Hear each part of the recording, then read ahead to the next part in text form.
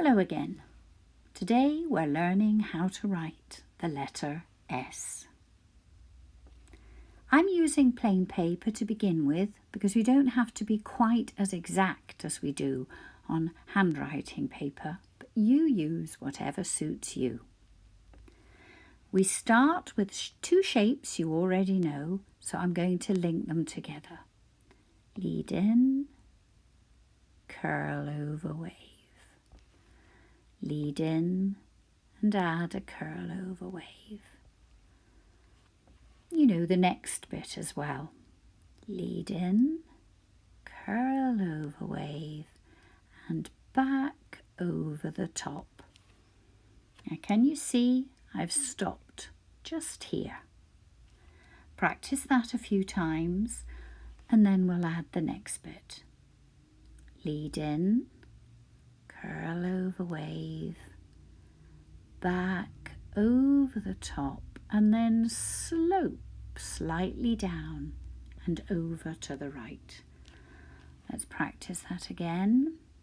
Lead in, curl over wave, back over the top and slope to the right. Pause if you want to practice it, and when you come back we'll go on to the next bit. Lead in, curl over wave, back over the top, slope and add a curl under. I'm sure you'd already worked out that that was the bit we needed. Lead in, curl over wave, back over the top, slope down to the right and add a curl under. Now, if we're going to join the letter S, we start in exactly the same way. But when we get to the end of the letter, we go over the top and then we finish our exit stroke. Let's try those a couple of times. Lead in, curl over, back over the top, slope, curl under, and our exit stroke comes from the bottom. Lead in, curl over, back over the top, and our exit stroke comes from the bottom. If you want to write the letter S without joining, then that's the stroke you miss out. That curl over wave, you start your letter just here and you finish it just here. So let's practice that. There we go. Start at the end of the wave, slope down, excuse me, and add a curl under. A capital letter S is exactly the same, but it's a little bit bigger. Now use this capital letter S, whichever handwriting style you are using. So now that we've practiced on plain paper, whoops, a daisy, let's have a go on wide handwriting lines. We'll start with our capital, slope and add a curl under at the bottom. Now let's try our lowercase letter, and it will sit in between the two blue lines. I'm going to join a few together just to practice. When I've finished, I'm going to have a look and see which one is the best letter shape. I think the first one, but all of them need a little bit more practice. So let's try on narrower lines. Here's my capital.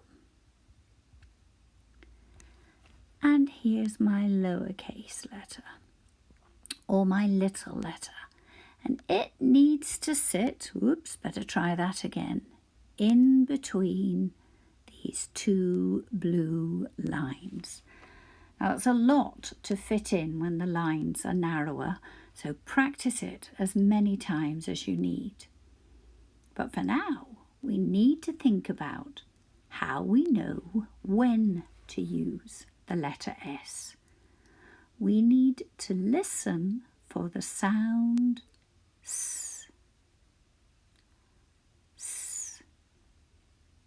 Go on a sound search when we've finished, or maybe you'd like to do the sound sorting activity. But to begin with, because we have already covered the letter T and the letter M, we need to think about two consonant blends.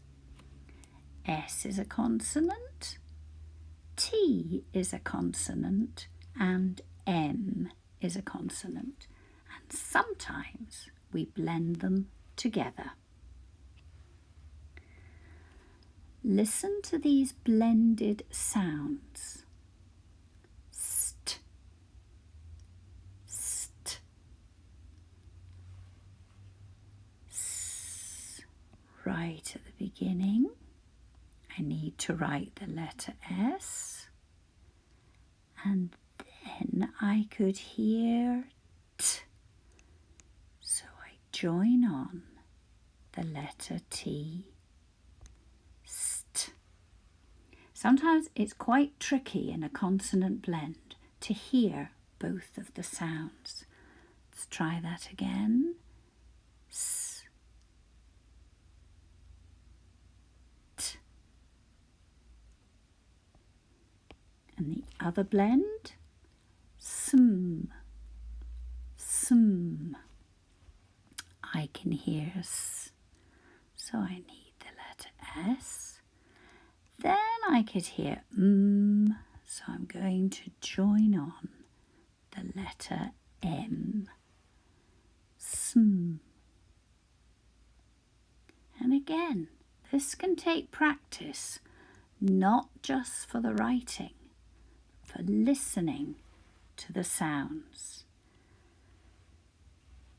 Practice again on lined paper. Sm. And st. There we go. We've now got to the stage where not all of the sounds that we have been learning and the letters that go with them that we have been writing are used in all of the words we write.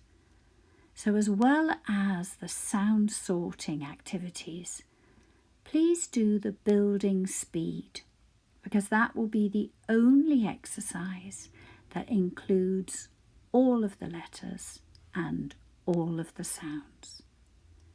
Thank you for joining me.